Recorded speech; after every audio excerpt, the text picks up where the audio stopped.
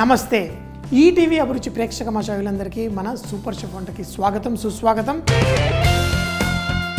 ఈరోజు మనం చాలా సింపుల్ కూర, అది కూడా ఎర్ర చిక్కుడుకాయ.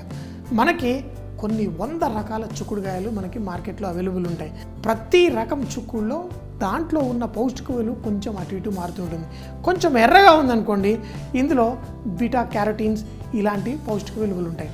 కానీ మనం ఈరోజు నేను ఈ చేసే కూర చాలా సింపుల్గా చాలామంది ఇళ్లలో చేసుకుంటారు. కానీ మా ఇంట్లో ఏంటంటే ఇప్పుడు చిక్కుడు అది తొక్కు ఎక్కువగా ఉండి గింజలు ఇంకా ఫామ్ అవ్వనప్పుడు దాంట్లో బఠానీ వేసి చేసుకుంటాం.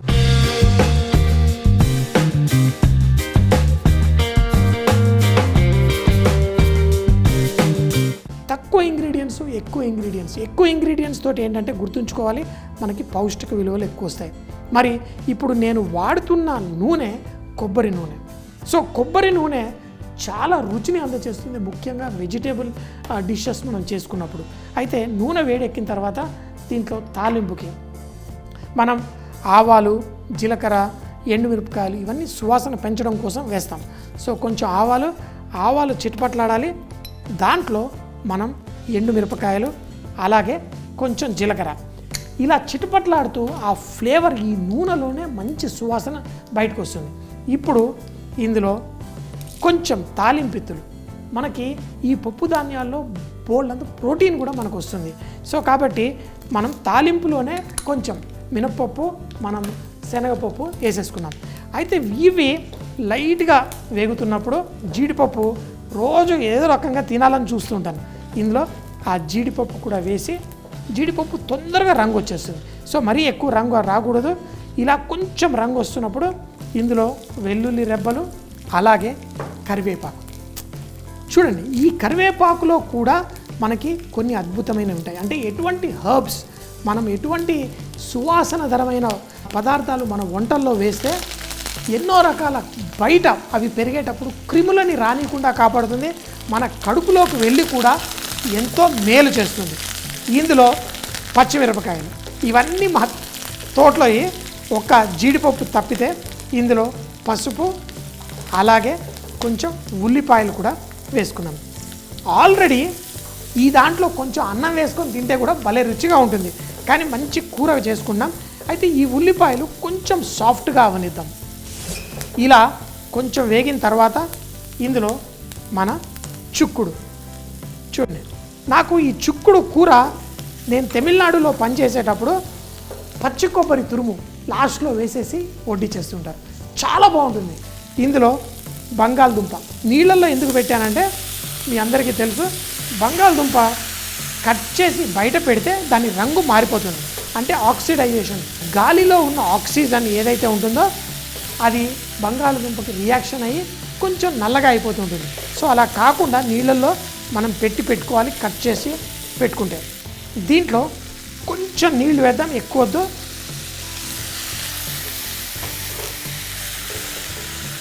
ఈ నీళ్ళలో నుంచి వచ్చే తేమ బయటకు వచ్చి ఆ చుక్కుని బంగాళదుంపని కుక్ చేసుకుందాం. తర్వాత మనకి బఠానీలు ఆల్రెడీ ఇవి ఫ్రోజన్ బఠానీలు, నా దగ్గర ఫ్రెష్ బఠానీలు కూడా ఇప్పుడిప్పుడే వస్తున్నాయి.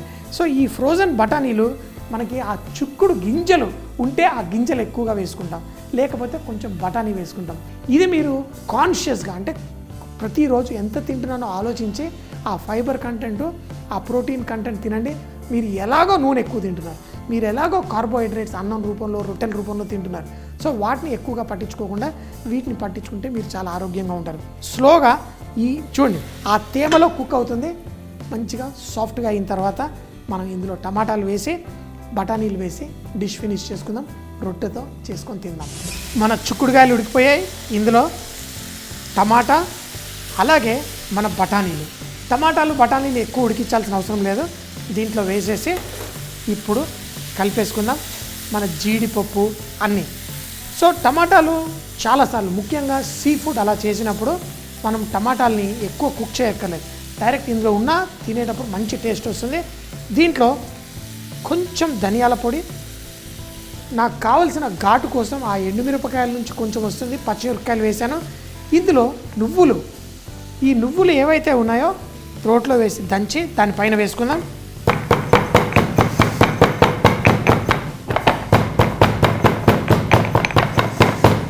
నేను చిన్నగా ఉన్నప్పుడు ఈ నువ్వులు, గసగసాలు, అన్ని పల్లీలు అన్ని దంచి కూరల్లో వేసేవాళ్ళు.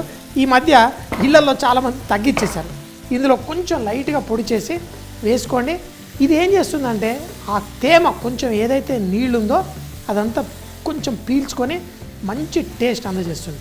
మనం ఉప్పు వేసి అడ్జస్ట్ చేసుకోవాలి.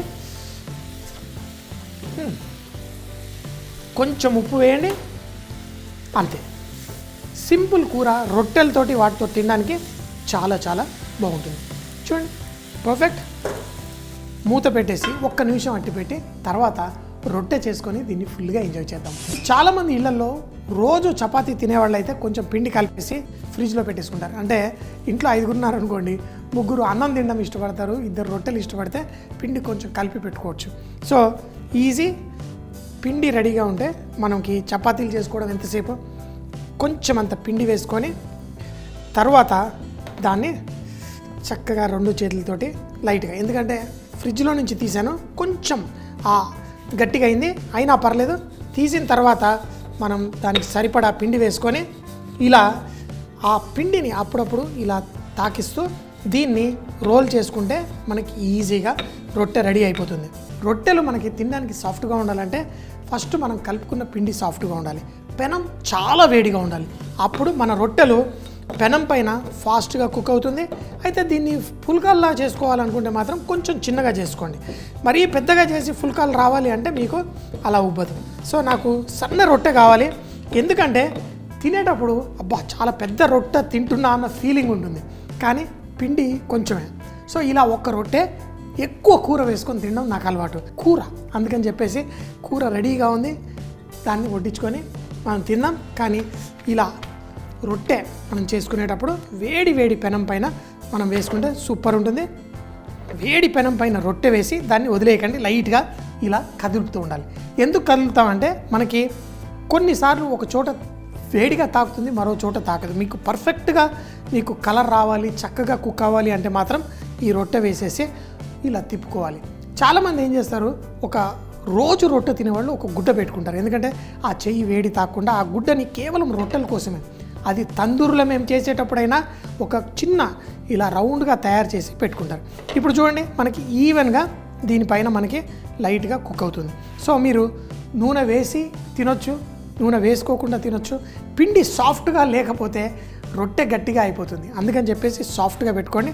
ఇలా ఒక పక్కన కుక్ అయిన తర్వాత మరో పక్కకి తిప్పండి. ఇప్పుడు చూడండి, రొట్టె చక్కగా ఈవెన్గా కుక్ అయింది, మరి పర్ఫెక్ట్గా ఆ రంగు కూడా వస్తుంది. మళ్ళీ కుక్ అయ్యేటప్పుడు తిప్పండి. కొంతమంది ఏంటంటే డైరెక్ట్ ఆ ఫుల్కాలాగా చేయడం కోసం ఇలా మంట పైకి ఇలా వేసేస్తారు. అలా కావాలంటే అలా కూడా చేసుకోవచ్చు, ఉబ్బుతుంది డెఫినెట్గా. నా పిండి చాలా బాగుంది కాబట్టి ఇంత చక్కగా ఉబ్బింది. కానీ ఇంత పెద్దగా చేసి ఉబ్బాలంటే మాత్రం మీ పిండిని చక్కగా మర్దన చేసుకోవాలి, సాఫ్ట్గా తయారు చేసుకోవాలి. నా రొట్టె రెడీ. ఆహా, చూడండి, పర్ఫెక్ట్, సాఫ్ట్గా ఉంది, మరి పర్ఫెక్ట్గా ఉంది. చూడండి, ఇలా ఈ కూరలో ఏంటి ప్రతి ఒక్కరికి, ఇప్పుడు మా నాన్నగారికి ఏమో ఇలా చుక్కుడు గింజలు కానీ బఠానీ కానీ కనబడాలి. నాకు బంగాళదుంపలు ఇష్టం, అలాగే జీడిపప్పు ఇష్టం.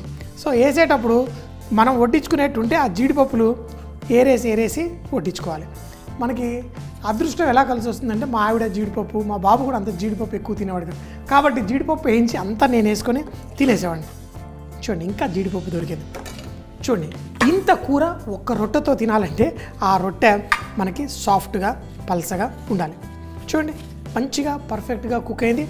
దీన్ని వేడిగా తింటేనే దాని మజా. సో రొట్టె వేడిగా ఉండాలి, సాఫ్ట్గా ఇలా సాఫ్ట్గా ఉంటే తింటే మజా. సో ఆ కూరని చెప్పాను కదా, మనం ఎప్పుడు కూర ఎక్కువ తినాలి, కాబట్టి ఆ కూర తీసుకోండి. ఆహా, రొట్టెతోటి బంగాళదుంప ఒక అద్భుతమైన మాయ చేస్తుంది. ఇంకా తినాలి. నిజానికి చెప్పాలంటే బంగాళదుంప కూడా మనకి కార్బోహైడ్రేట్సే, కానీ ఇందులో చిక్కుడు, టమాటాలు, ఉల్లిపాయలు, ఇంకా ఎన్నో రకాల మనం బఠానీలతో సహా ఎన్నో వేసాం. ఎర్ర చిక్కుడు ఆలు బఠానీతో మసాలా కర్రీ. దీన్ని తయారు చేయడానికి ముందుగా పాన్ లో కొంచెం కొబ్బరి నూనె వేసి ఆవాలు, ఎండుమిరపకాయలు, జీలకర్ర, శనగపప్పు, మినప్పప్పు, జీడిపప్పు చూపించిన విధంగా వేసి లైట్ గా కుక్ చేసి వెల్లుల్లి చాప్ చేసింది, కరివేపాకు, పచ్చిమిరపకాయలు, కొంచెం పసుపు, ఉల్లిపాయలు. ఎప్పుడైతే ఉల్లిపాయలు కొంచెం సేపు వేగుతాయో కట్ చేసి పెట్టుకున్న చుక్కుడు, అలాగే బంగాళదుంప ముక్కలు, కొన్ని నీళ్లు పోసి మూత పెట్టి కుక్ చేసుకోండి. కొంచెం బంగాళదుంప సాఫ్ట్ అయిన తరువాత దాంట్లో చాప్ చేసిన టమాటా, బఠానీ, ధనియాల పొడి, కొంచెం ఉప్పు కూడా వేసి దాంట్లో రోట్లో దంచిన నువ్వులు కూడా వేసి వేడివేడిగా సాఫ్ట్ రొట్టెతో తింటే చాలా బాగుంటుంది. చూసేశారు కదా మరి ఈ రోజు చేసిన స్పెషల్ వంటకం. మళ్ళీ రేపు ఇదే టైం కలుద్దాం. అప్పటిదాకా సీ యూ, బై బాయ్.